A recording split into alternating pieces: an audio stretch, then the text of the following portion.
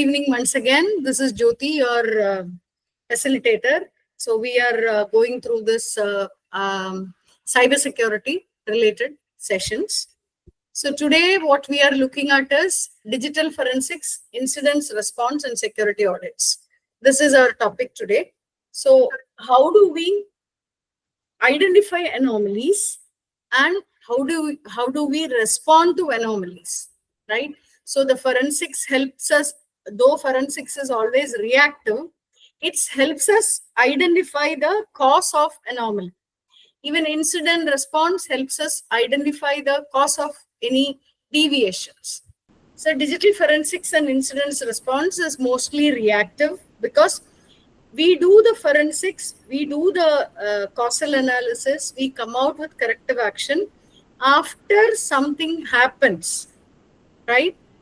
But security audits and whatever we looked at yesterday, like vulnerability assessment, penetration testing, application security testing and all, are proactive controls. So what we do is we test our environment, our controls, our system in a periodic manner so that we identify the vulnerabilities upfront and then we can strengthen our security posture before any incidents hit us, right? So today we are looking at the forensics and the incidents response, and then we will go into security audits, which is also a very important area when we speak about governance and compliance. Okay, so we will go into, the learning outcome from today's session is understand digital forensics, incidents response and security audit, know about the various tools and processes, and we have planned a working demo session at the end of the session. So that also will be there today to complete our learning. So what is digital forensics? I think we all understand forensics, right? Forensics is part of investigation. So digital forensics is part of investigating the cause of some deviation, some incident, some anomaly, some deviation to policy, like that. So digital forensics is the process of identifying the anomaly, identifying the evidences, preserving, analyzing and presenting the evidences so that we will be able to know what caused it, right? That is where the causal analysis comes, root cause analysis, RCA, that comes. So I remember long time back when I was in the initial days of cybersecurity session, I attended a cyber investigation session by a lawyer, right? He was talking to us about what all things the cyber law demands and where the gaps are, what are the challenges. So he mentioned that this is long back, okay, some 15 years back. Then the understanding of cyber domain or cyber evidences and all was very less among the normal investigation team like police department and all. So what happens looks like the police will raid an office to identify the digital evidence. They will pick up the CPU from there and they will dump it somewhere. Okay. If they get CDs, what they do is they punch that CD and file it in that file, the crime file itself. Right? So he was saying that we are good to identify things, but till the expert comes, we have to preserve those so that the data can be recovered, the data can be taken for any further analysis. So that understanding was not there in the initial days. That is what that lawyer was explaining when he told us how a cyber crime analysis goes on, right? So what happens is after some time, the case cannot move forward because there is no proof, there is no evidence, because all the evidence that were collected became unusable, right? So we have to understand that the forensics is actually identifying evidence and preserving evidence. So Currently, what we do is, if we identify that one machine, one laptop, or a machine or computer is used for a cybercrime, the moment they get that laptop, they make an image of that laptop, right? So the analyzing tools will be able to know what was happening till the time the image was taken, what were the just past activities, the recent activities that happened just before the evidence was captured. So preserving, there are tools available for preserving. There are processes that we have to put in for preserving, right? And analyzing. Yeah, analyzing, we know yesterday we talked about National Vulnerability Database for comparison. We looked into OWASP Top 10 for application security comparison, right? Like that, in incident also, we have to analyze an incident which we are looking at, which we are investigating, right? By using digital forensics, we have to analyze what is the impact of that incident and the cause of the incident. So analyzing gives us the impact and also the cause, right? And then we have to present these digital evidence to investigate the cybersecurity incident. It can be a crime, it can be a data breach, it can be an unauthorized access, right? And it can happen in any of these environments. It can be across a computer, in a computer, across a network, in a mobile device, or in a cloud environment. So we learned on day one about threat vectors. We learned about typical incidents which has happened, which are the like incidents which everybody keeps talking about. So we know that the incidents can happen in computers, in networks, in mobile devices, or in cloud environments, right? So the introduction to digital forensics actually talks about how to identify the evidence, how to preserve and analyze and present the evidence, right? And what are the type of incidents? It can be a cybercrime, it can be a data breach, it can be a hacking incident or an unauthorized access, right?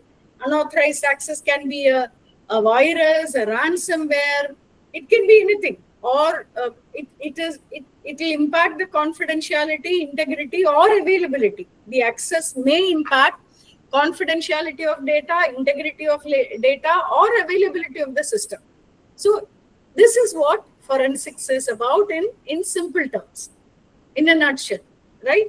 But when we do this analysis, we look into what type of application it is, whether it is on-prem, hosted in the physical data center type of application or a cloud application, who manages the application, who has administrative access to that, right? Who has physical access to that?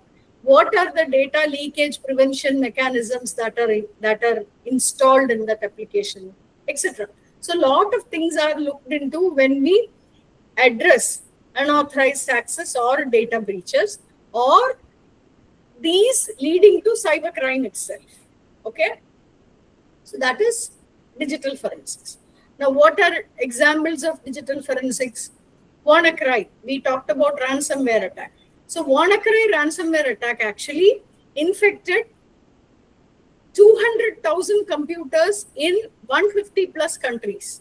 So this WannaCry, the malware went into this many computers and it encrypted the data, or it made the data unusable, right? So investigators analyzed malware behavior, and they also saw that there were many Bitcoin transactions, because many organizations did not want to report it and they wanted to ensure that their availability is addressed, right? So they identified Lazarus Group as the suspected attackers. So they investigated, they looked into from which IP it came in, from which country it came in. So any of this attack or any of this malware will leave what is called a signature, right? Again, we will know that there is some certain biometric or certain unique mechanisms that people leave when they are part of any crime or any breach. Similarly, a malware also will leave a signature.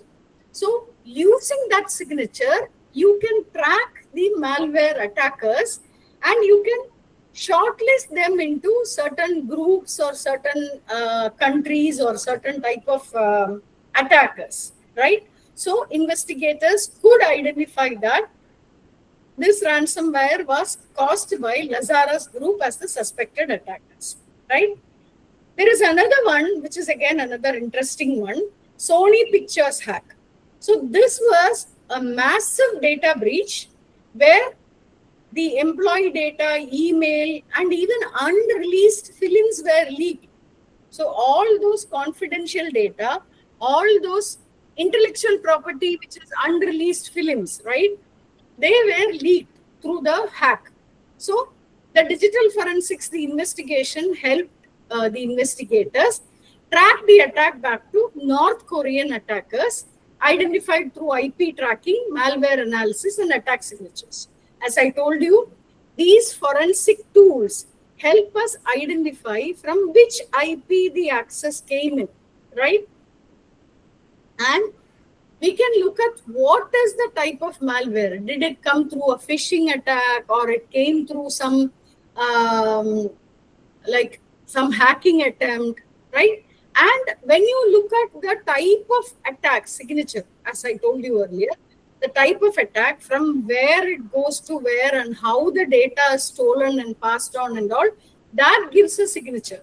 That signature can help in tracking the hackers. So Sony Pictures hack was tracked back to North Korean hackers who were identified by the forensics analysis, right? So these are two examples of how digital forensics helps in identifying the attackers and helping in doing the remediation also. So once you do the root cause analysis, once you do identify the path through which the attackers could come in, you will be able to put in corrective action and preventive action. You know, the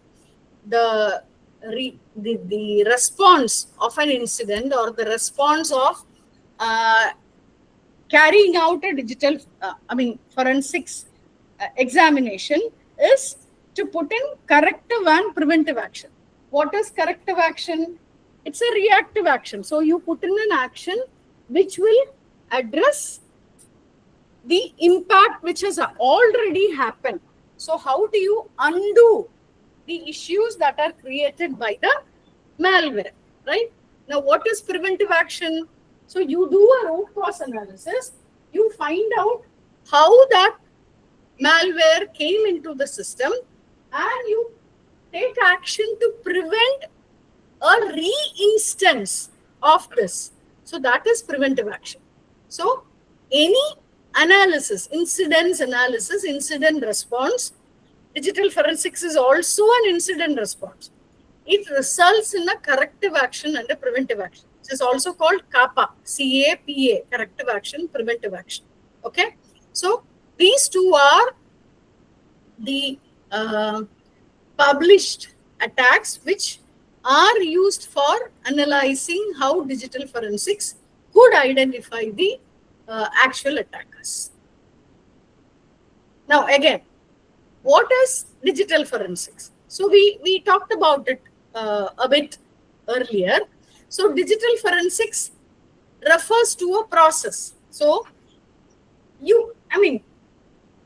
any organization can have a tool, but unless you have a playbook for the tool or you have a standard operating procedure for the tool, you will not be able to use the tool to get the result that is expected out of the tool, right? So you should have processes around the tools.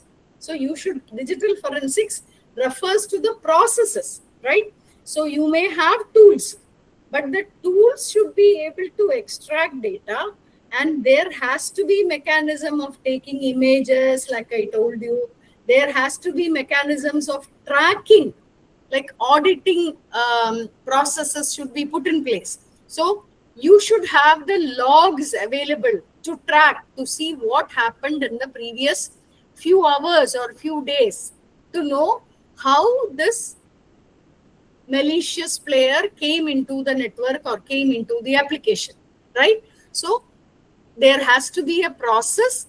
The process helps in extracting, preserving, analyzing, and presenting the evidence, like we saw earlier, right? So this is used for assisting an investigation. So forensics, the incident response is generally something which are done internally. So when you go for, like we talked about audits also initially. So when we go for governance auditing mechanism, you look at what is your incident management process, how do you report an incident, how do you take action on incident, right? But digital forensic term comes when these data is used for assisting an investigation. It can be a civil investigation, it can be a criminal investigation, depending on the definition of the law, right? So we can identify these things and that can be used for investigation, right? So this was actually, there is something called computer forensics, there is something called digital forensic. So we will see what are the differences. These two are, though the name here similar, there is differences between these two, right? Computer forensics actually looks at methods of extracting evidence from a computer or a mobile device only. So it does not go into the larger environment, right? So it looks into a computer or a mobile or a device or an equipment only, right? But digital forensics is, it encompasses all the devices. So if you give a network diagram, the digital forensics will look at each and every point which will have connectivity to an external player and then do investigation, analysis, and presenting the evidence. So in digital forensics, all the digital devices and related materials like internet connection, like cloud services, right? All these are included for doing the analysis, right? It will also take into consideration the future digital technologies. So again, like I told you about the earlier session, I do remember that when I was doing my information security manager role for a banking customer, at that time was when this cloud technology was becoming popular. So the customer wanted us to do a due diligence on the pros and cons of moving the application to a cloud, right? Cloud services were given only by a couple of people at that time. It was not privatized. It was all only this big players like AWS and Microsoft were giving cloud services. So we did a analysis and we presented it to them. So they were not very keen on taking up that future technology at that point because the risk that they were seeing, because I'm saying that as bank, because the regulatory requirement for a bank is very stringent. If the customer's data is stolen, if the application becomes not reachable, the penalty on that bank will be huge, right? So they wanted to even look at the future technologies. So now every organization is looking at impact of artificial intelligence, right? They are looking at, suppose a attacker gathers access and he uses a artificial intelligence component, right? Then he will be able to crawl into various places without getting identified. So when you do digital forensic, you will have to even look at how can the future digital technology or the latest trends impact the application's perimeter or the processing of the application or the business that is being managed by that organization, right? So that is where the computer forensics and digital forensics are different. So digital forensics is a very detailed activity which takes care of the interfaces, the different modules, the different sections, the different components, subnets, all those things are considered in digital forensics, right? So that is where these two become different. So now, if you look at the type of crime, right? Type of crimes the digital forensics investigators handle. The first one, as I told you, is always financial related crimes, right? So it can be insurance fraud, investment fraud, robbery, maritime piracy, forgery, and identity theft. So there are that Sony thing which was shown, though it is not financial related in the sense, but it is like a robbery, like, right? Intellectual property was stolen and money was demanded. So there is a finance deal in that, right? Now, cyber attacks. What is cyber attack? Cyber attack means defacing a website or going into website and stealing information and then cause a persistent attack or persistent presence in that website itself. So cyber attacks generally happen with a political intention or with a competitive intention, right? So cyber attack happens to either bring down the digital domain or digital presence of an organization or a institution, right? Or it will happen to steal data from there, right? The client list is taken, the transaction details are taken. There are certain cases where, see, every quarter a listed organization publishes their business value, right? But there were cases where this business values were stolen just before it was published and it was made public. So when it was made public, the share values of those organizations will go up and down. They will get suddenly it will go down or it will shoot up, right? Because the market is looking for, waiting to see what is the business results that are being published. So cyber attacks can happen in all that way. There was a cyber attack where the share market of Japan came to a standstill for more than a day because the system got it got stuck, right? The users, the admin team also could not identify and they could not bring the system back up. So the Japanese share market was impacted by a day. Now Heathrow Airport has had multiple technical issues, which we don't know whether they were identified and publicized as cyber attacks, because certain things the investigators will not publish the details, right? But there are reasons. Suppose there are reasons for bringing down the business scenario, then you can know that whether that is a cyber attack or not. Child exploitation. This is again a very, very vast and important thing, right? So using children to make illegal benefits, right? Child pornography, child trafficking. There are a lot of things which are done using children, which are things which is the most heinous crimes. So even law treats them as very, very severe crimes, right? Cyber stalking or bullying. Again, this is one thing which we have seen multiple instances where somebody in Facebook is stalked or somebody in Instagram is stalked. And bullying means it is not only stalking, but putting unnecessary comments or putting bad remarks on their profile and all. So cyber stalking or bullying is again important. Murder. There was a game, right? You remember PUBG, or there was multiple games which actually was found to be, I don't think it is PUBG, there were other games also, actually found to make the player, right, the player will be forced to do suicide by the end if he is not able to win at a particular point.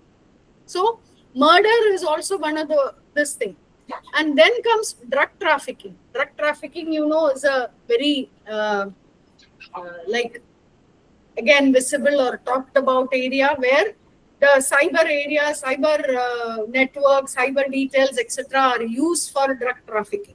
So I happened to see a movie where the FBI is trying to track a drug trafficking team by looking at all the CCTVs, looking at GPS of the machine, looking at tracking the mobile and the data that is sent, etc., etc. Right? So drug trafficking is on another incident or another crime for which we can use digital forensics for investigation, right? Terrorism, again, a very valid thing where cyber terrorism itself is a huge thing. Like we say, bio war, now there is cyber war, right? We can use the cyber scenario. Now that we are in a globalized business scenario, we can utilize the cyber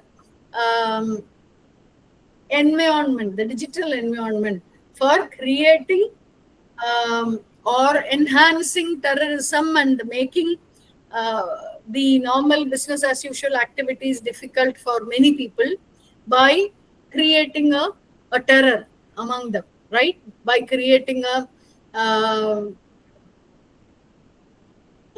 by causing the whole environment to stop functioning or to do whatever the attacker is demanding them to do. So these are some of the examples of cyber crimes which requires digital forensics investigation. Okay.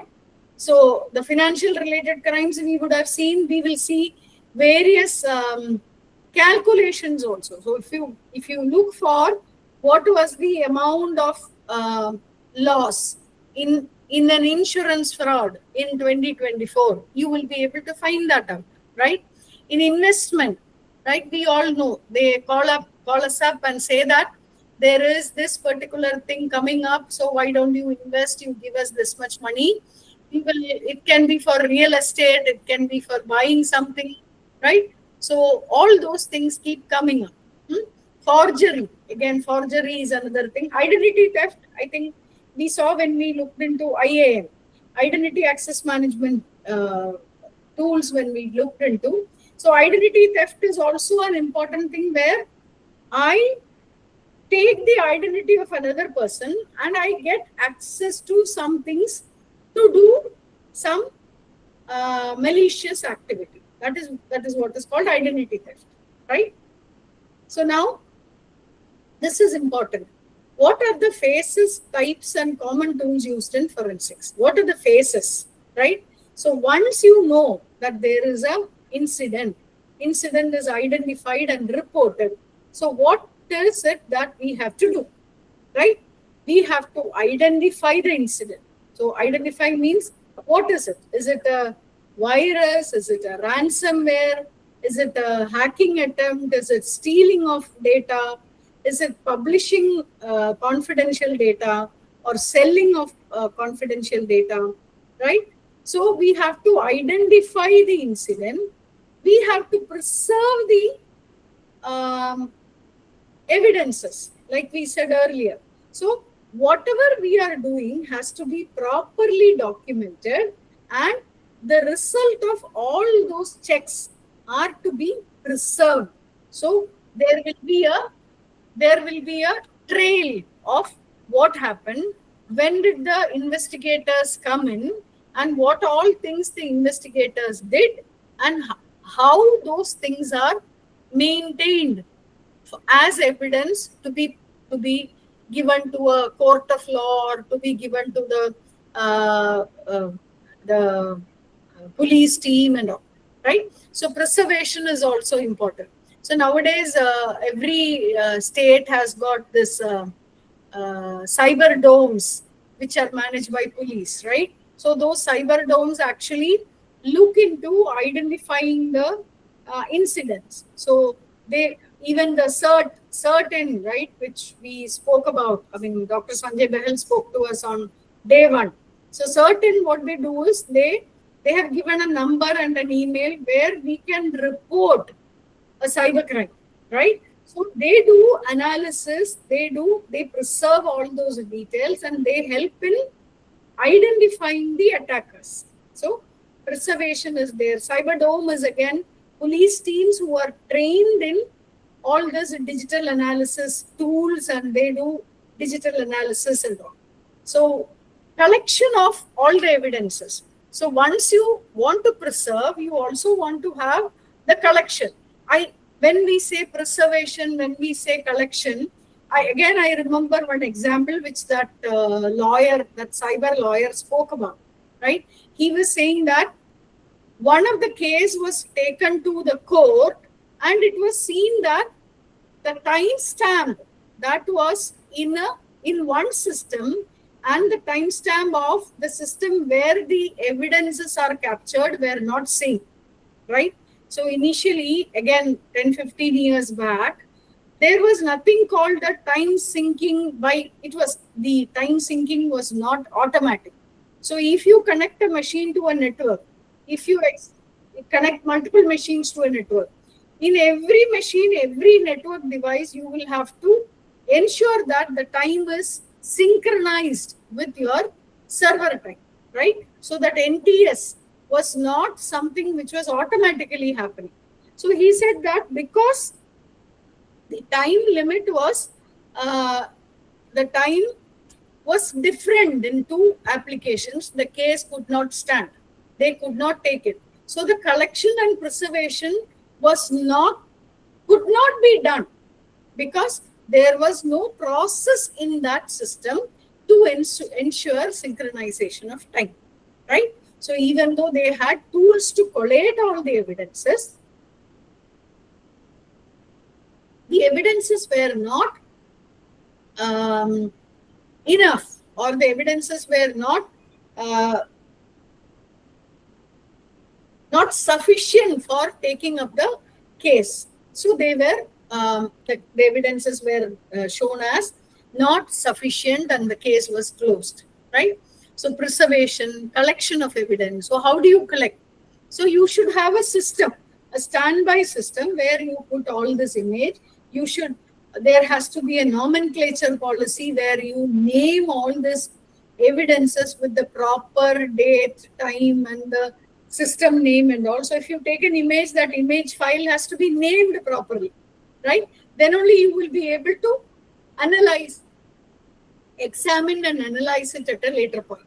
So your examination analysis has to happen depending on your collection processes, right?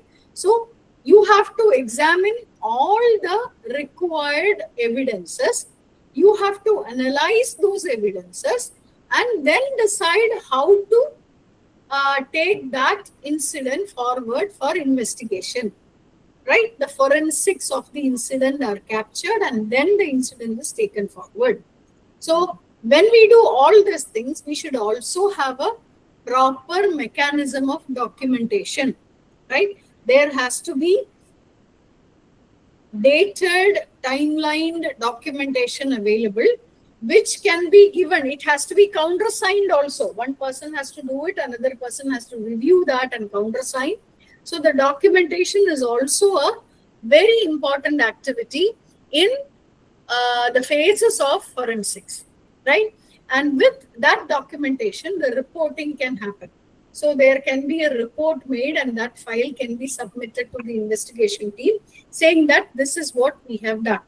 So this digital forensics team or the forensic investigation team, they come separately. Again, we would have seen in movies about they coming with to identify the fingerprints and finding out and all, right? That is normal forensics.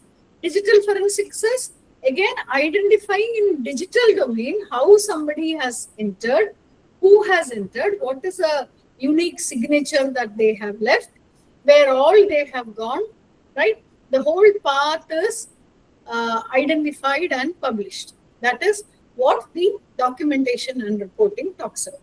So these are the important phases of digital forensics. Now, we will look into the types of forensics, right? What are the different types of forensics? We first saw computer forensics. So that means in a digital forensics, you can analyze multiple computers and laptops. So that is computer forensics. So you look into who is logged in, who at what time they logged in, when was the password last changed, was this used outside the network at any time, right? What are the applications that are downloaded, whether the user requires super user privilege for installing or executing some application, right? So computer forensics takes up all that checklist and does the forensics. Now comes mobile device forensics. I think we know about this. We have seen enough about mobile device forensics, right? GPS, the tower, they call it triangulation, right? We have, again, I have seen that in movie only, but that is what it is called, triangulation. So they try to get that mobile access in 3 different towers, and with that 3 different towers, they find the exact location of that mobile, right? So now the culprits are actually smarter. They ensure that they are not connecting the mobile to network, right? They put it in, they switch it off, or they put it in flight mode, or they leave the mobile and go, because they know that if they keep the mobile, they will be tracked and they will be found out, right? Again, we have seen that even IMEI number of mobiles can be tracked, right? And we also saw yesterday about mobile device management. So there are tools that are available for mobile device. So suppose there is an incident happened inside an enterprise, and mobiles that were the organization provided mobiles, they were missing. So they will be able to connect to those mobiles and remote wipe them. So mobile device forensics also helps you to remote manage. It's not only mobile phone, it is also laptops or tabs or iPads and all. That means the processing devices which go in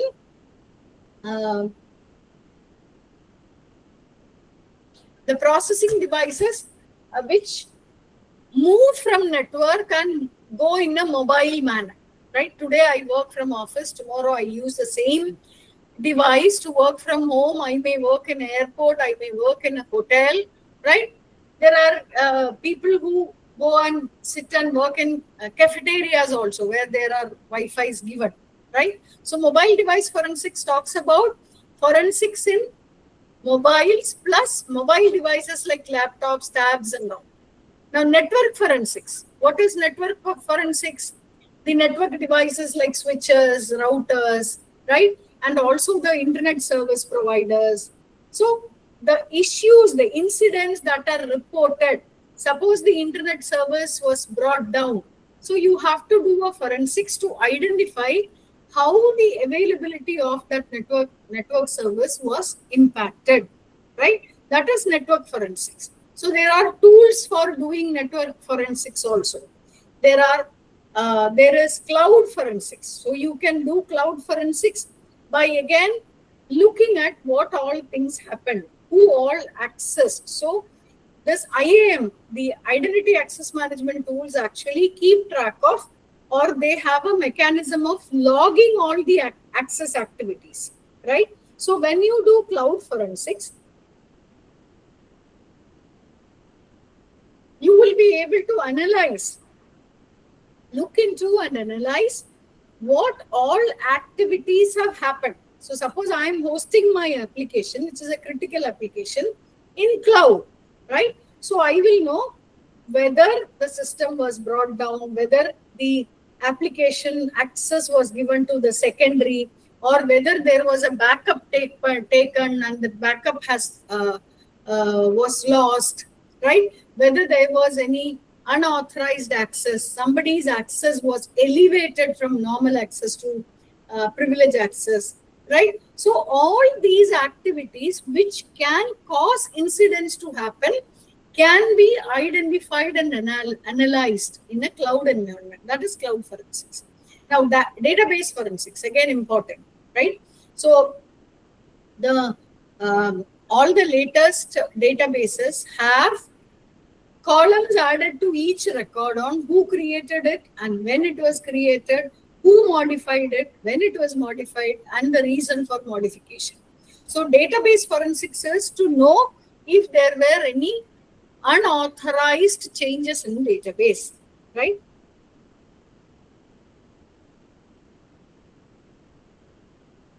So if the data was altered, so what was the previous data? So whether we will be able to roll back to the previous data. We understand that the data was altered and that was an incident. It was an unauthorized change. So the database applications allow the user to roll back to the previous version, but whatever has happened would have caused some impact, right? So there is a corrective action for that impact and preventive action on why this happened and how this can be stopped from again reoccurring. That can be done by doing database forensics, right? What are the common tools used? EnCase, Forensics Toolkit, Autopsy, Xbase, Wireshark. See, Wireshark is something which generally people use.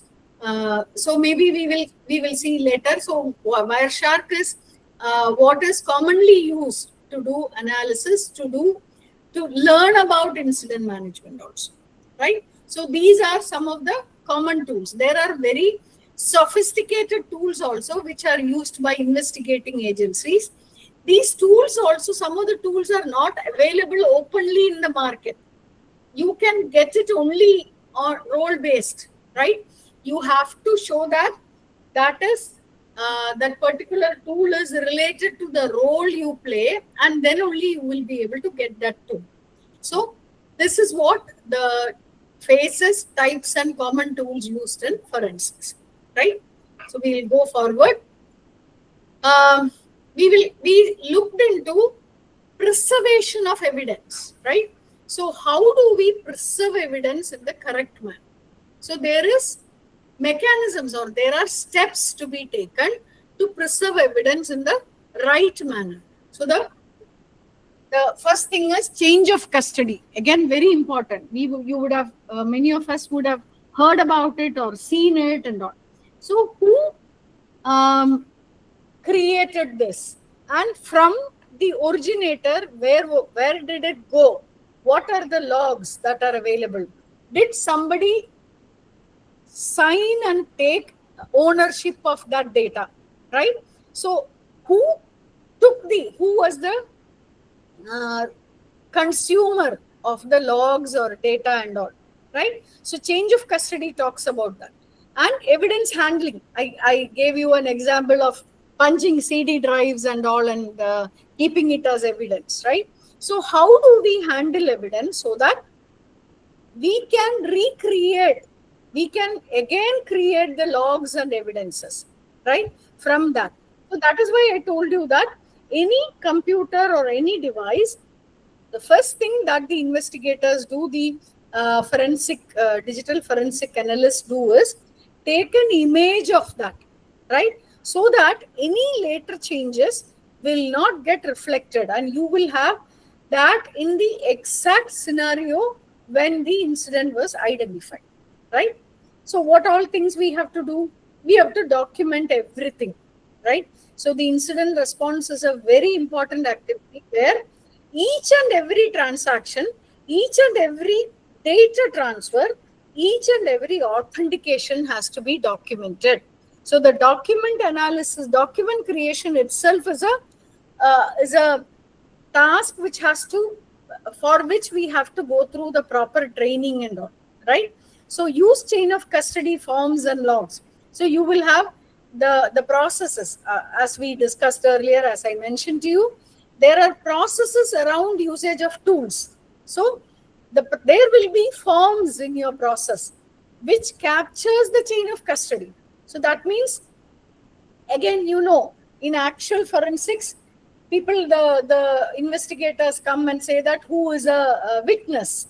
What do you witness? Can you tell me what all happened from time, keeping the timeline, right? Like that, the chain of custody form will start from the first activity of identification, and then whatever was the result, right? What caused us to identify that, and what is going to be the impact. So the chain of custody form will have all that. And then the logs. So you have log management tools, right? You have tools like Splunk and all, like what we discussed yesterday, which would have captured the logs of all the activities. So you make a copy, a replica of all those logs also, so that nobody can delete the logs, right? Certain investigations, they find that by the time we reach, somebody would have got into the system and deleted the log, so that there is no proof of certain things happening. So we have to use, we have to document everything. We have to use chain of custody forms. We have to copy logs and keep a copy of that, right? And that chain of custody forms actually captures who collected the evidence, when it was collected, where it was collected, and how it was collected, and who handed over and who took over. Everything will be there in the chain of custody form, right? As a name elaborates, name shows. Chain of custody means a custody changing from person 1 to person 2 to person 3, right? So chain of custody form is something which we have to look at, right? Now, label and secure evidence. Like we said earlier, all the evidences have to be properly labeled. The nomenclature that are to be used for the files have to help us reach that back clearly, right? So unique evidence IDs have to be given. So if you look at the Security Operations Center, the incidents management practice, every incident will have a unique number. With that, they capture the evidence and they store the data. So secure storage, again, like I told you, the CPU of the computer, which was the cause of an incident, it was dumped, right? It should not be like that. There has to be evidence bags. We have to ensure that dust or pollution or anything is not causing any damage to the evidence, right? There has to be lockers, and that locker accessing has also to be tracked. Again, we have seen movies wherein people go into the evidence rooms and open up all those drawers and take the files and tear off pages, or like in actual forensics or actual investigation. Similarly, things happen in digital investigations, digital forensics also. Like CDAC, CDAC is a central government organization. CDAC has got a digital forensics team. They do digital forensics for most of the crimes reported by police, right? They work along with government to identify, to do. So some time back, I have attended a session where the head of digital forensics, Mr. Krishnan, had explained what CDAC does in digital forensics area. How they work with the police department and the legal department and all.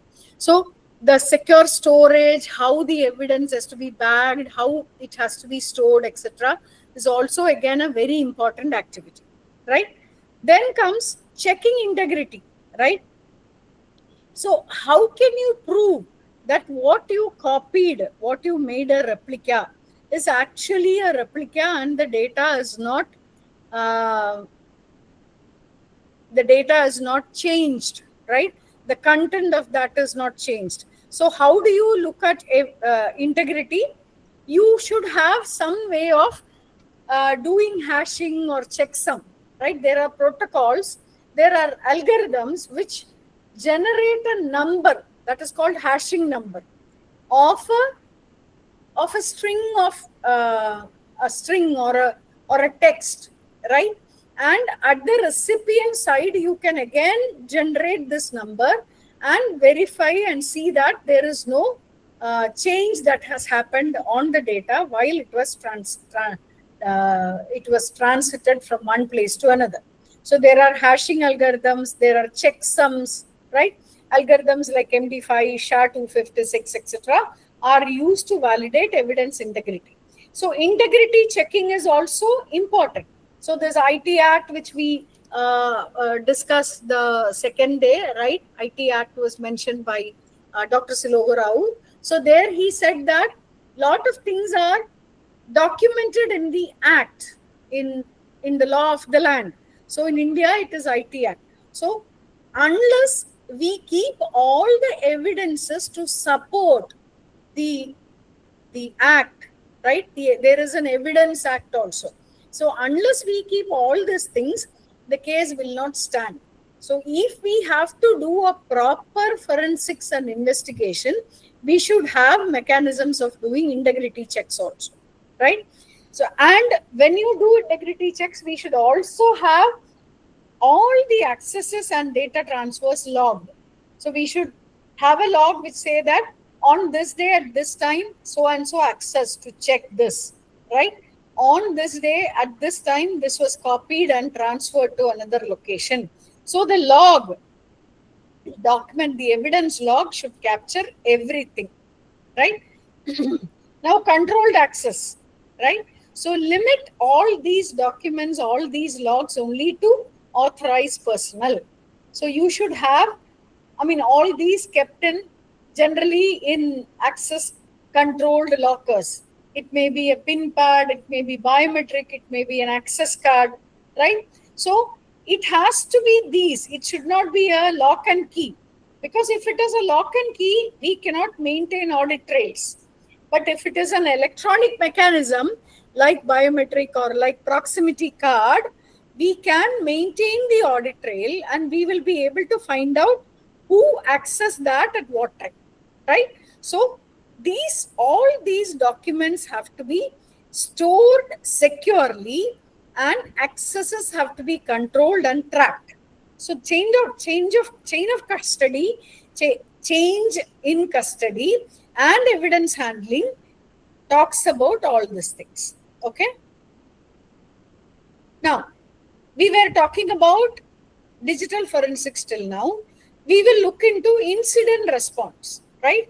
There are incidents which may not be reaching to the level of a cyber crime, but these are incidents which have to be again reported and it has to be addressed. It has to be analyzed for root cause analysis and all.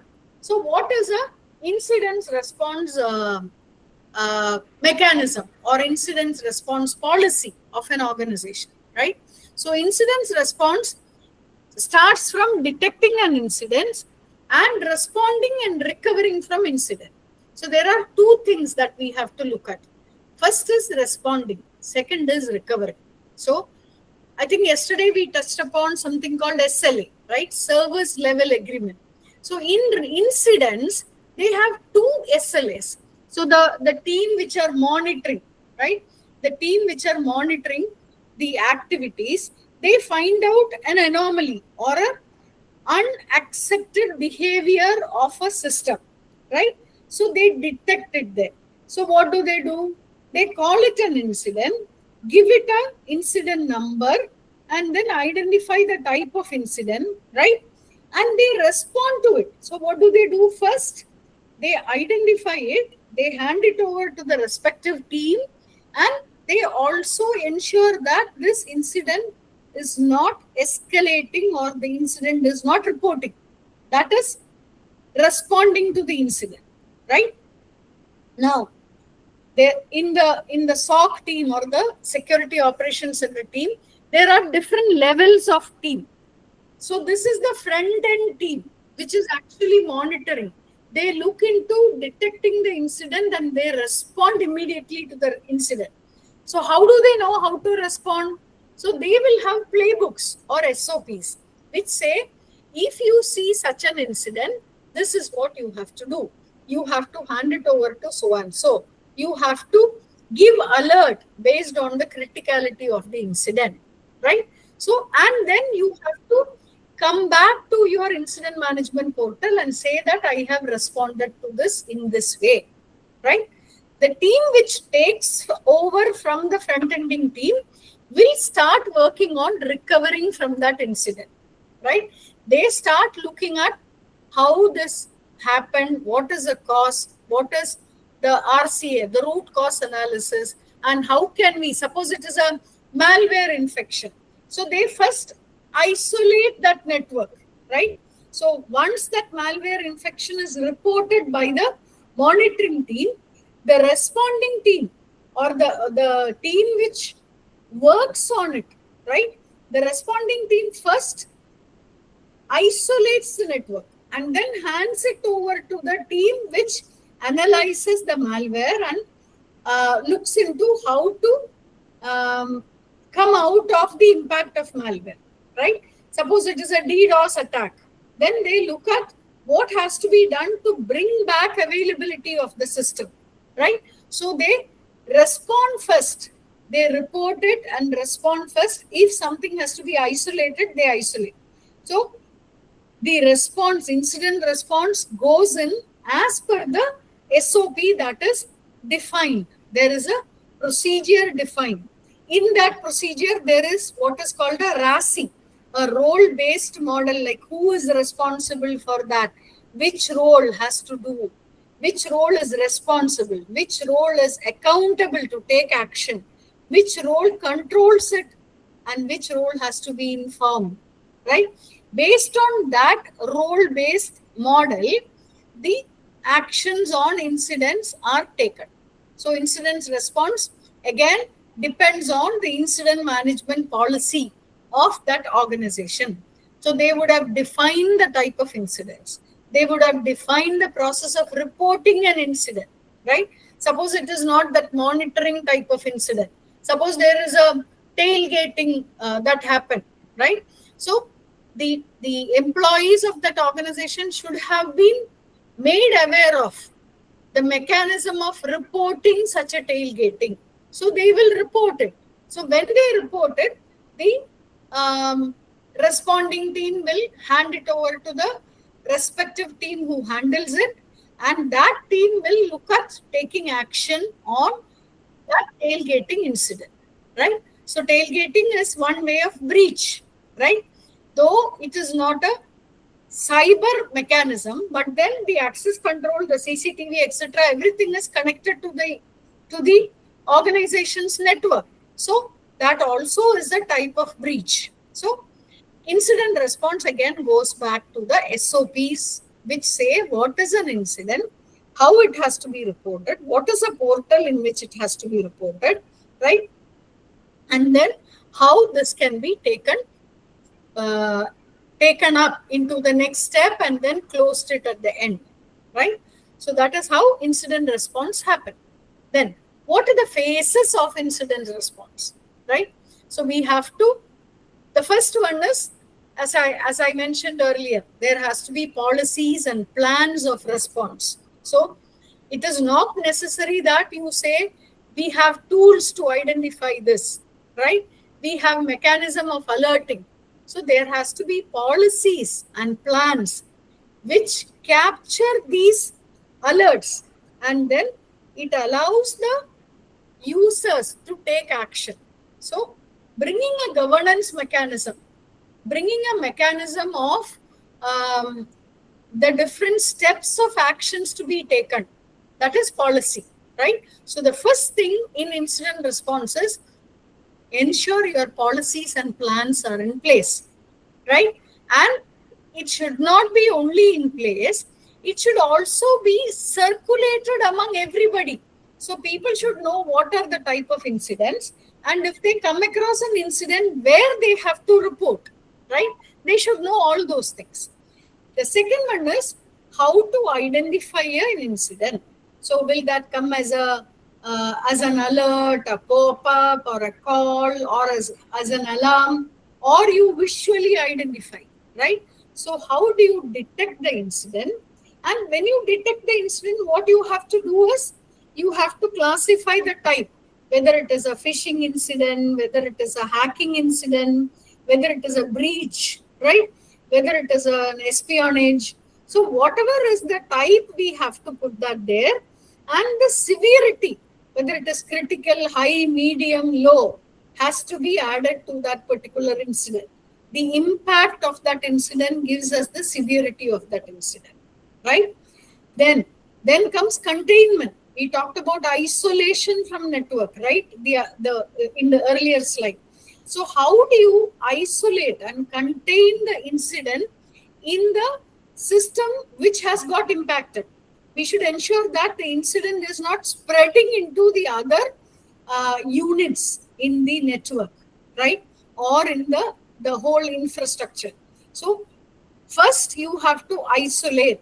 So you have to remove that system from network, right? You have to make that in a standalone mechanism. So isolate affected system to prevent the spread. That is containment. Then comes eradication. So suppose we identify that it is a malware, we have to use the antivirus or the anti-malware solution to remove that malware, and we have to patch the system. Now, what is meant by patching? See, the malware impacts the system because the anti-malware solution is not up to date. You are having an outdated anti-malware solution like antivirus in your system. That is how malware infection happens, right? So you have to patch the system, or you have to upgrade the antivirus into the latest version. That is what is called patching. Now, then next comes recovery. So what is recovery? Recovery is the mechanism by which we can bring back operation, right? So we have to bring back operation to the previous level. That is what recovery is. So we have to restore the system and services. So suppose it is a banking organization, we have to ensure that the banking system is up and running, so people can do banking transaction. So that is available, system becomes available, data is current, right? Accesses are current. So restore the system means bringing back to the original scenario and ensure all those services are services have started, right? Those services are in place, right? That is what recovery is. Now, after doing all these things, one important activity is we have to document the lessons learned. So this lessons learned always goes back as feedback to the policy. So the incident happens because there is some gap somewhere, something is missed out, right? So in the lessons learned part of the process, what do we do is we document what was the cause, what did we do, and what is the prevention mechanism that is identified, right? With that prevention mechanism, we go back and update the policy and the configuration of our tools, which are our defense systems. And we also give that as a training to all the users, right? So lessons learned also go back as training. So if you look at an institution, any organization or anything, they will have policy training. So whenever there is a change due to a feedback or due to changes in their scenario, they do what is called delta training. That means the changes are communicated, saying that it is like in the document we have a revision history, right? It says this was the previous version, this is the current version, the changes are these. Like that, the delta training tells them, okay, you know what has to be done, but these are the changes now. And these changes are due to this, right? So yesterday we looked into the updates. So Microsoft comes out with updates. So they say that these updates addresses these issues. You know, these issues, either their test has identified it or that has caused an incident and that was identified, right? So that has to go back into policies and that has to come into the training also. So these are the phases of incident response, which are very important for ensuring a proper incident management system, right? So the tools that we are configuring at perimeter or the console management. There is something called console management. So the infrastructure team, right? There is a server management team, there is an endpoint management team, there is a network management team. So those tools, they give them a console view. So the console view will be available to the administrator. So what the administrator will do is administrator will be watching on, see, we have 630 endpoint devices, of which 550 are up to date with patches. So what is happening to the remaining 80? In the remaining 80, 30, the users have not updated. They have not restarted the machine, so the policies are not updated. The remaining are offline. That means they are not connected to network. So when they are taken from the store, and then when they are connected to the network, they will get, their policies will get auto updated, right?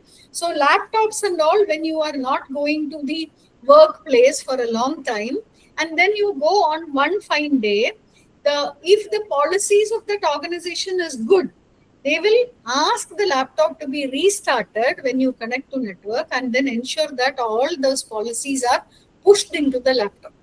So that is one way of administering, right? Which will help in preparing for or rather preventing incidents, right? Preparing for a secure environment. So these are the policies and practices, and we have to have the right set of steps or set of activities to ensure that these policies work in the way they are expected to work, right? So that is where this consoles help. So your IT team will have server administration team, network administration team, endpoint team, cloud management team. So they will keep looking at these things, so they know their SOPs say these are the anomalies, these are the incidents. So what you have to do when this incident is reported, right? So they keep reporting that, and they have dashboards. That dashboard goes into the management report also. So if there is an incident, it goes into the management report. So many organizations say that we are a zero incident. We have zero tolerance to incidents, right? So when can you say you have zero tolerance to incident? If your policies are stronger, if you train all your players to follow the policies, if your incident response or the action taken on intentional incidents are stringent, then you can say you have a zero tolerance incident management policy, right? Many organizations say that the malicious behavior of employees will not be tolerated. That is what they call as zero incidents. If a system misbehaves, or if a loophole is identified and then there is a malware attack, that does not come under that zero tolerance, right? Because that can happen to anybody, because things keep changing. So even if you believe that your system is really strong, you have all the art of the state of the art type of things available, even then you cannot say you are 100% secure, right? But intentional behaviors you can communicate to everybody that there is no tolerance to intentional misbehaviors. That is zero tolerance to security incidents or ethical incidents. It can be different incidents, right? Many organizations say that in their mission statement, that we are zero tolerance to incidents, right? Now, what are the different incidents that that we have seen, right? We saw WannaCry earlier. There are other incidents also which impacted various organizations across the globe. The Maersk and NotPetya attack. That NotPetya you would have heard. It was also a famous one, like WannaCry, right? The NotPetya ransomware crippled global operations. That was also a ransomware. It was impacted. I mean, many organizations across the globe were impacted by that. So what are the incident response actions? The entire IT systems was rebuilt from a single surviving domain controller in Africa. So they identified the cause, they identified which all were impacted, and it was identified that there was only one domain controller which was not impacted. Somehow that escaped, right? From that, the complete system was built, right? The recovery cost ran up to 300 million US dollars. So this made us understand the value of backups and isolated disaster recovery plans. So, because the Africa domain controller had a backup and the Africa domain controller, they isolated immediately, they could build the system from that particular domain controller, right? So, the process of backup and restoration, the business continuity plan, right? Disaster recovery plan, all those, the process was strengthened after this attack in various organizations, because they understood that the impact of such thing to their business can cost them a huge amount of money, plus it can cost them their credibility also, right? So there is not only the recovering cost, there is opportunity loss cost, there is credibility loss cost, right? So this is one level of attack, which again comes in the incident response domain for us to have a read about. Then, so we have almost done with incident response. We know what all things we have to look at when we manage incident response. So the next topic is security audit, right? So what is an audit? Whenever we hear the term audit, we always think about the financial audit, right? So an audit is nothing but a review, right? What do you review it against? So you will have a policy or you will have a management system, and you will review your ongoing practices against that management system.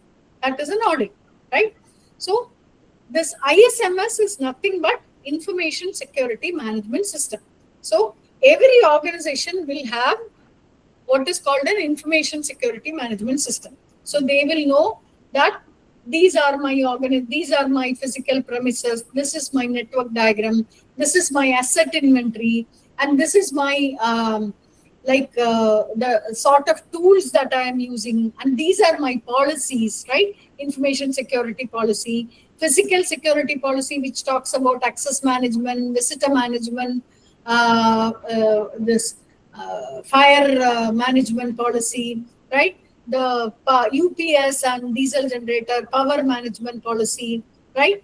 And there will be an infrastructure policy which talks about your antiviruses, your endpoint detection, your monitoring mechanisms, your administration, your password policy, right? So the information security management system has a complete framework.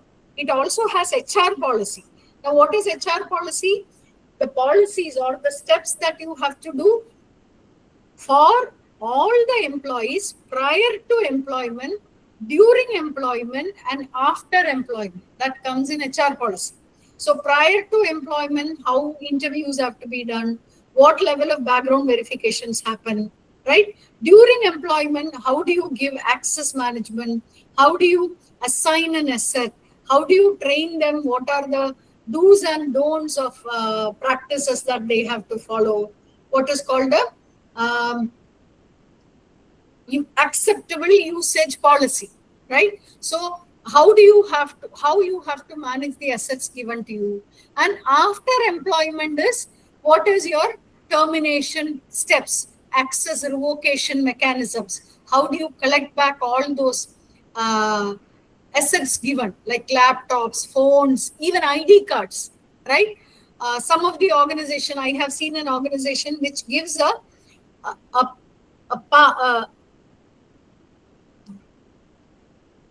it gives a pass to be put on the vehicle to be parked inside the campus.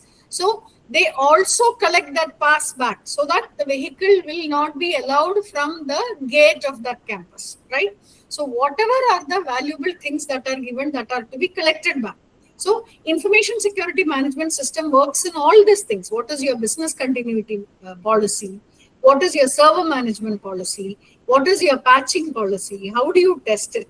What is your software security assurance mechanism? Right? We talked about application security testing earlier. We talked about operational security earlier. So everything comes under this information security management system. So information security management system is cyber security plus physical security plus HR security, everything together, right? And ISO 20, like ISO 27001 is a ISMS framework. So ISO 27001 is an international standard for implementing ISMS, right? So ISMS ensures CIA of information and also the operational facility. Now, ISO 27001 gives step-by-step actions to be taken to implement a stronger ISMS across the organization. So they give guidelines for establishing, implementing, and maintaining. So they say that you should have a policy, a security policy. Security policy says that we will work towards ensuring that there are minimum number of incidents, and wherever there are incidents are reported. Data leakage does not happen. We will keep track of all the activities. We will ensure that the end users' data is not lost, right? So that all these things will go into the security policy. Then there will be different procedures, either the standard operating procedures or the high-level procedures. So that procedures will talk about, admin procedure will talk about the physical security, right? Visitor management. So if a visitor comes, how do you authenticate a visitor? Which all area you will give access to the visitor, right? If a power outage happens, how do you ensure there is auto failover in your UPS? What is your maintenance for your UPS, right? So the ISO 27001 gives different controls, right? And in ISO 27001, you have to come out with a document called Statement of Applicability.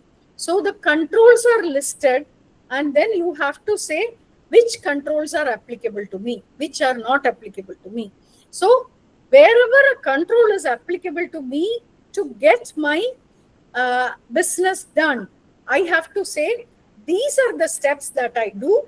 These are the actions that I do to ensure this control is addressed, right? So suppose an organization does not have, or rather, there is no data center in an organization. They are using cloud. So they don't have to really worry about data center controls like humidity control, like rodent control, things like that, which are under industry standard for managing a data center. So they can give certain controls as not applicable to them because it is not applicable in the business model that they are working in, right? Again, as I told you the other day, if you don't have a physical office after pandemic and all, there are many offices, many small organizations which allow all the employees to work remotely. So if you don't have a physical office, you don't have to worry about visitor management. You don't have to really worry about access control, physical access control, right? So the statement of applicability is a very important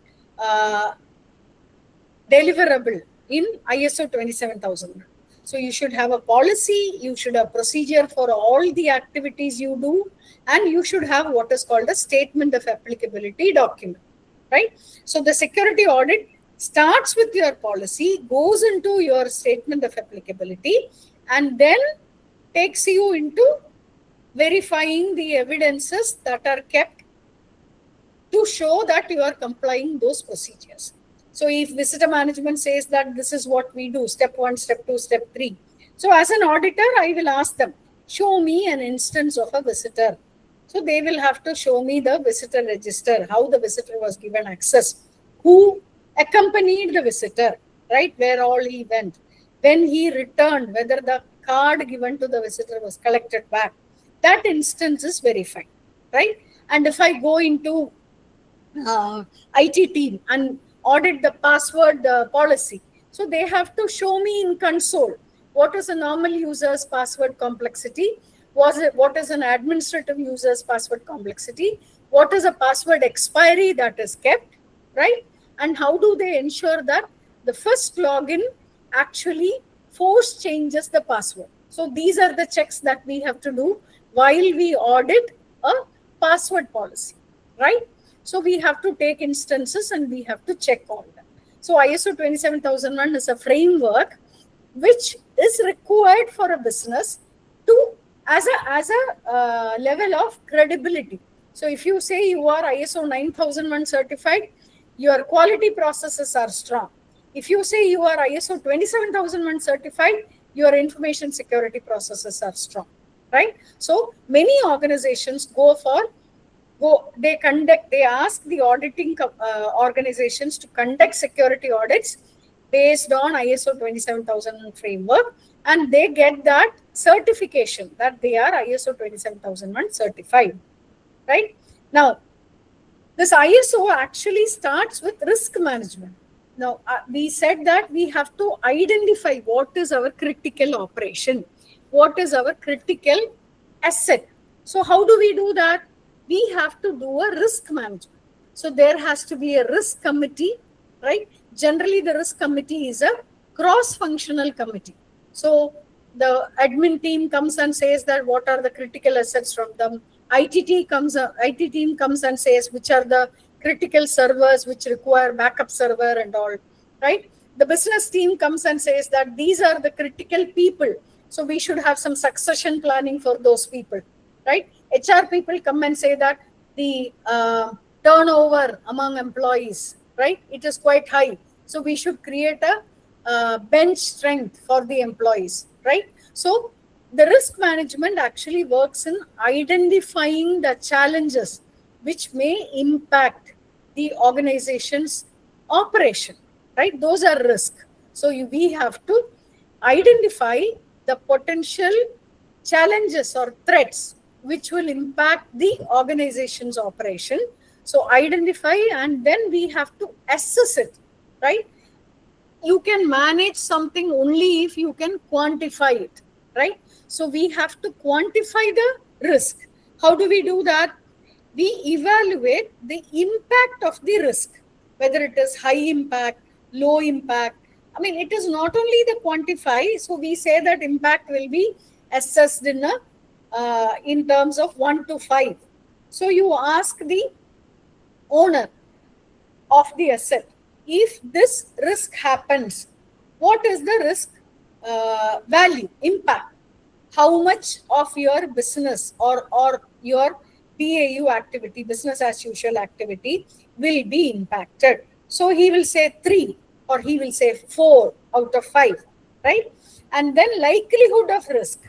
How frequently you foresee this risk happening, right? Is it rarely or in a minimum manner or more frequently or very frequently? Depending on that, you again give a 1 to 5 number. So multiplying these two numbers, you will get the risk value, right? And the risk has to be addressed or mitigated depending on the exposure. So you will have to identify which are your high value risk, and those risks has to go to the management to get approval for addressing those risks, right? So the risk value has to be assessed using the impact and likelihood of risk, and the mitigation or addressing the risk or coming out with corrective action, implementing controls has to be taken up by the risk management committee looking at the risk exposure.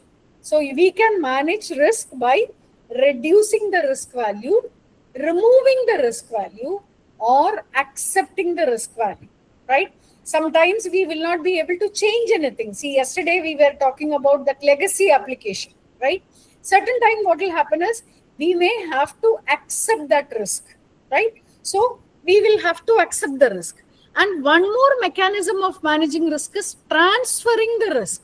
So what do you mean by transferring risk? You take an insurance, you transfer the risk. You move your data processing capability to a cloud.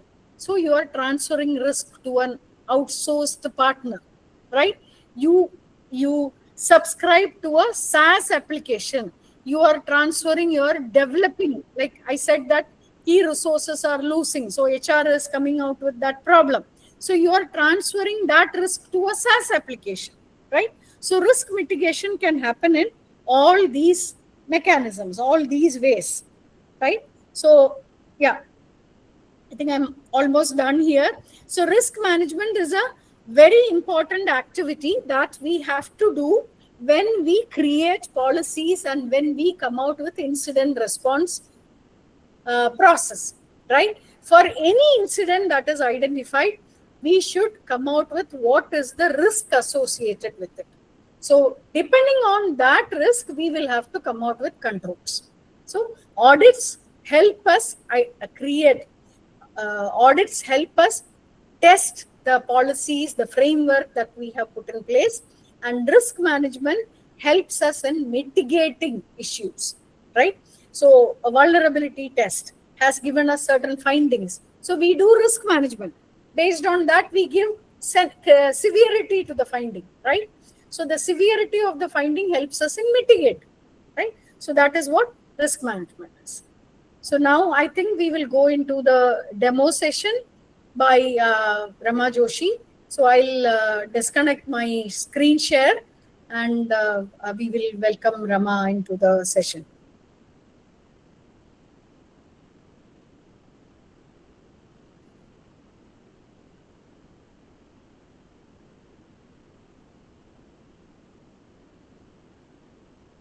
Hello.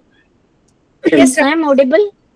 Yes. So okay, welcome to the session. I am Rema Joshi. Can we start the session?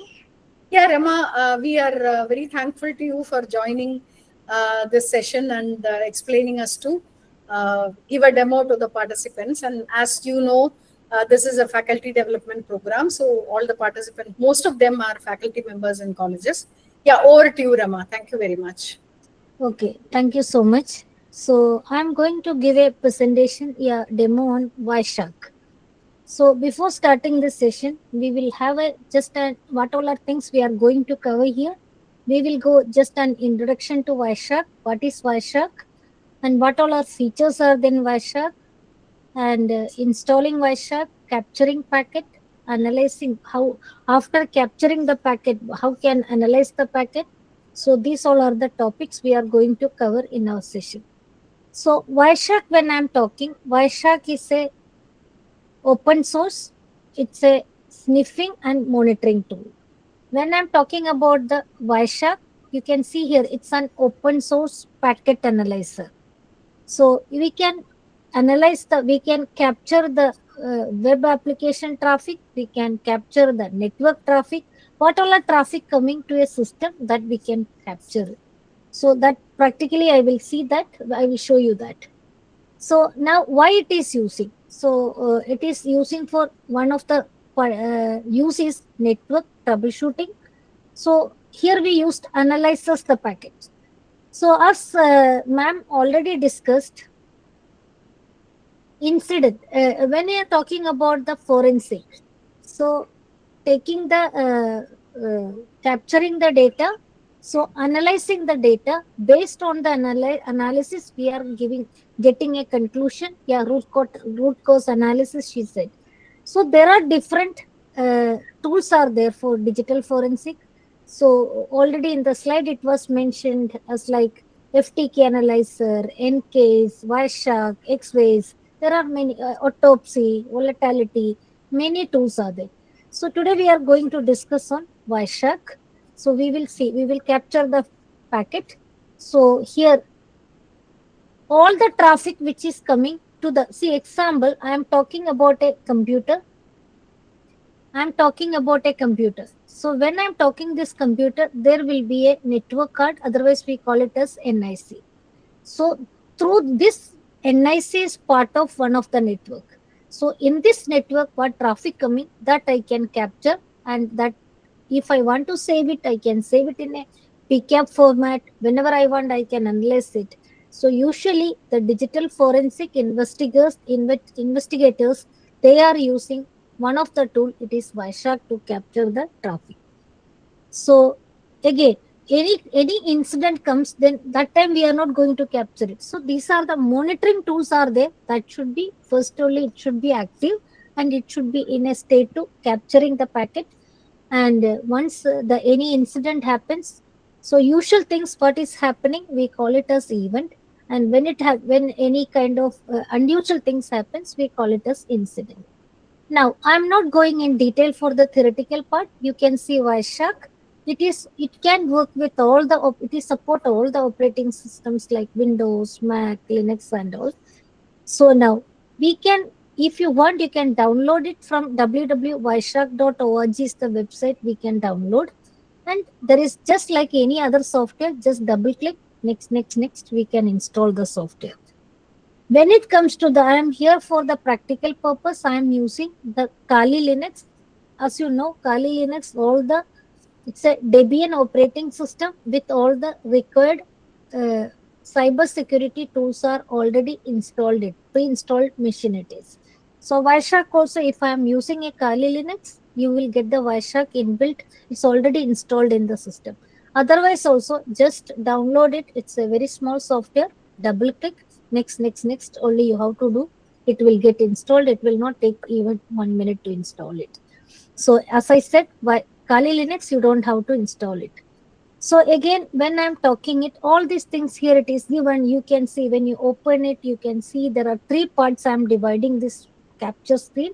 One, you can see packet list pane, packet details you are getting down. When you select any one of the packet, you will get the details here. And again, the details, again, the bytes format, you can see it in down. So we can apply filters to this and we can analyze. So instead of showing it here the theoretical way, I will show it in the demonstrate it. Then we can go for the discussion. Any doubt, anytime you are having, please keep on asking the doubt. So this is my Kali Linux. As I said, Wireshark is already installed in this. So when you want to use the Wireshark, I'm just typing here Wireshark. As you already know, in Linux, in any of the tool when I am using, if the color is changing, that means it is already installed. So I just opened the Wireshark here. You can see all the interfaces are visible here. In my computer, I am using Kali Linux. The only one network card is there. That's the reason it is showing. ETH0 is the interface. The NIC name here it is given. Assume there are more than one network card is there. And example, the second network card, obviously it will be, first will be ETH0. If I am having 2 network card, then the second network card will be ETH1. If I want to sniff the data of both the network card, then if I select, then how many network cards are there, entire data will get will capture. In this case, if I select ETH or if I select any one and the same thing, reason in my computer only one network card is there. So I will just open one terminal and I will show you ifconfig to know the IP address. You can see here in my computer, there is only one network card is there. This is my IP address. So I am going back to this. Anywhere if I want to post it, you can just ask. And any explanation you want, please keep on asking. Select the ETH, that is the NIC card. And you have to just click on the start button. So when I am clicking on the start button, as I explained in the slide here, packet list you can see, packet detail you can see, packet bytes you can see. So I'm coming to the screen here. Again, you can see 3 parts of the screen. Packet pane it is, and here details getting, here in the byte format getting. So at present, if you see the sniffing started. Now, just for your understanding, I am just going to one of the second machine, one Metasploitable machine as a target I took here. So I'm just doing a ping command here to my Kali Linux machine. I forgot my IP. I will check the IP address.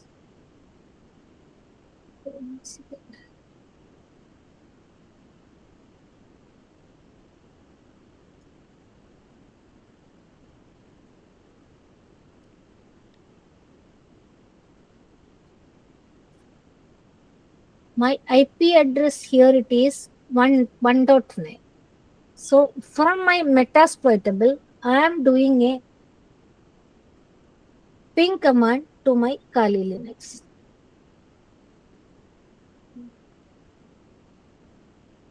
.9.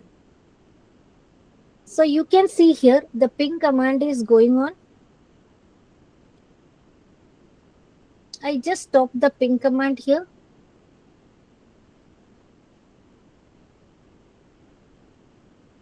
Sometimes it is getting stuck. Okay. So I am going to the Wireshark here. So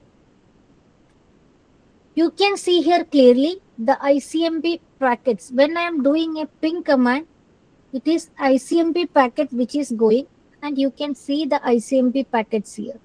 You can see the source computer to the destination.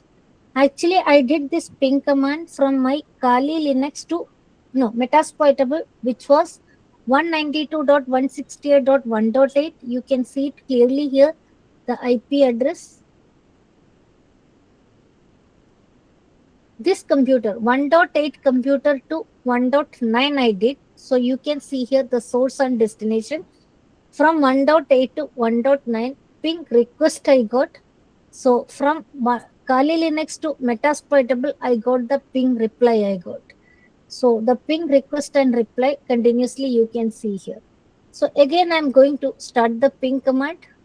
Now one more thing it is there. Example, I want to save the file. I want to save this report. I want to, any reason, just continuous monitoring is happening.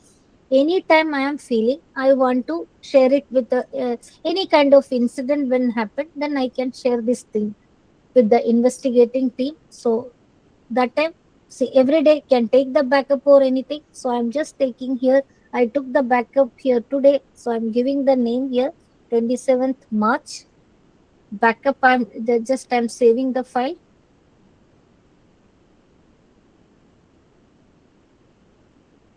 One second. I was looking where it is saved. It is saved in the desktop. So if I go to the desktop,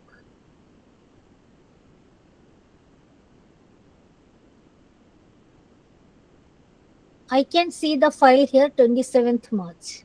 Anytime I want to see, this is the PCAP file which is saved. Example, my computer, someone want to do the investigation. I can share this PCAP file with the investigator. They have to just open it in any machine where Wireshark is there. So that packets you can see here. So now can do the investigation. Now I am going to capture other file. Okay, just any query you are having? I hope I got a message or something. Okay, that is something else. Okay, so I am going to the Wireshark again, and I will share. I will capture the packet again. So just I started a fresh capture. So now I will just show you from the Kali Linux itself. I am going to do some other kind of traffic. I am just showing. So I'm just going to show a traffic which is for a DOS attack. DOS attack meaning unlimited packet we are sending. So to do a DOS attack, the command is hping3. I'm sending the SYN packet -- flood meaning without waiting for the reply. I'm sending the packet to 192.168.1.8. Just assume hping3 is a DOS attack command. I am sending SYN packet -- flood meaning without waiting for the reply. I am keep on sending the packet to 192.168.1.8. Now just see. Okay, it need a sudo.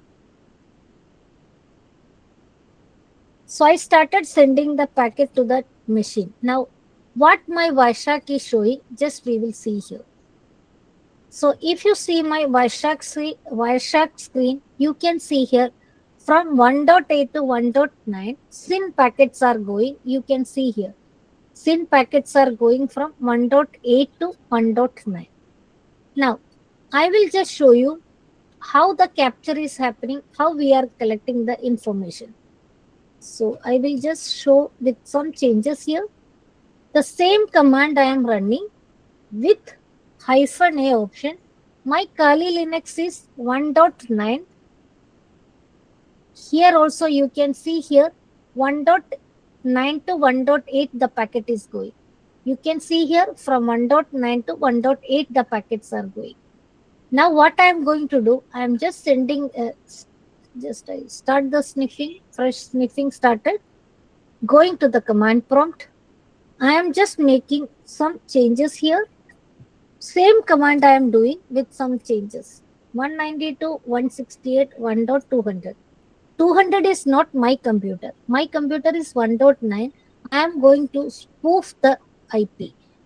Anybody who's doing the monitoring, my IP should not be visible. That's the reason I am just spoofing it. Now, if you go through the capture,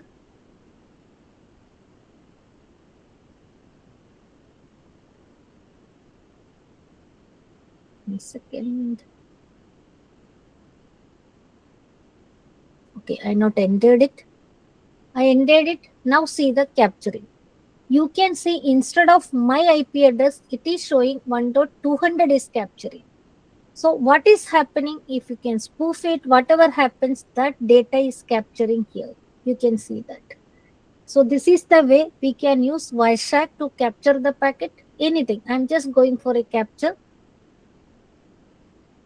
So I go to the website. I'm just opening a website here. Just check. Okay. I'm going to a website here.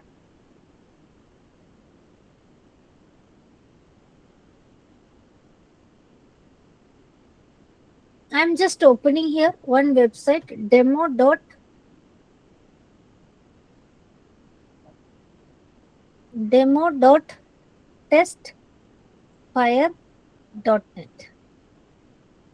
When I capture when I'm doing some activity here,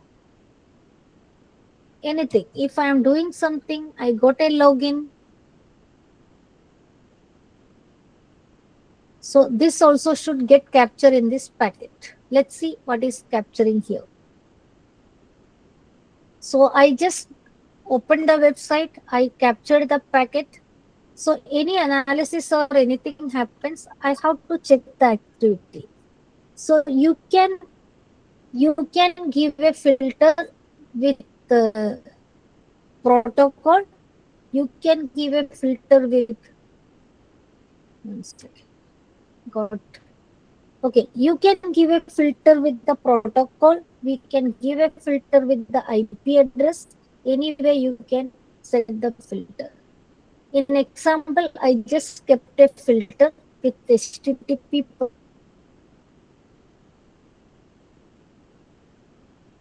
protocol.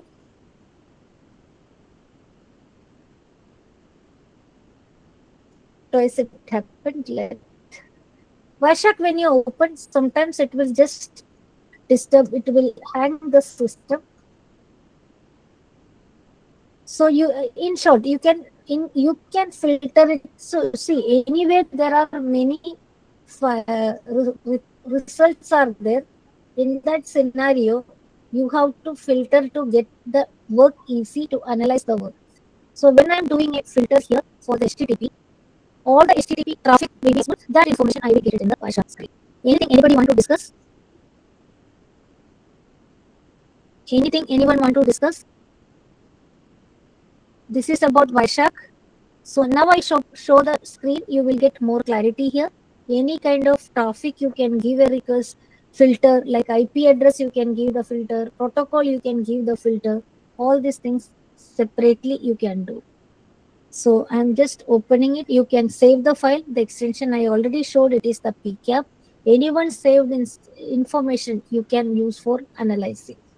Why it is using Wireshark? To detect the suspicious traffic, analyzing the malware, troubleshooting network issues, unauthorized access, all these things we can use the Wireshark. So here it is written while using the Wireshark, I said there are so many packets will be there. So always use when you, if it is a forensic purpose, when you are using 24/7, it will be open and every day you will save the file. Network analysis, if you are using, start the analysis and once you done the activity, close it and you can use this. And always use the filter for related things. Thank you, Rama, for joining us and explaining all these things. Thanks from GCA and UPES. Thank you so much. So we will call it a day today.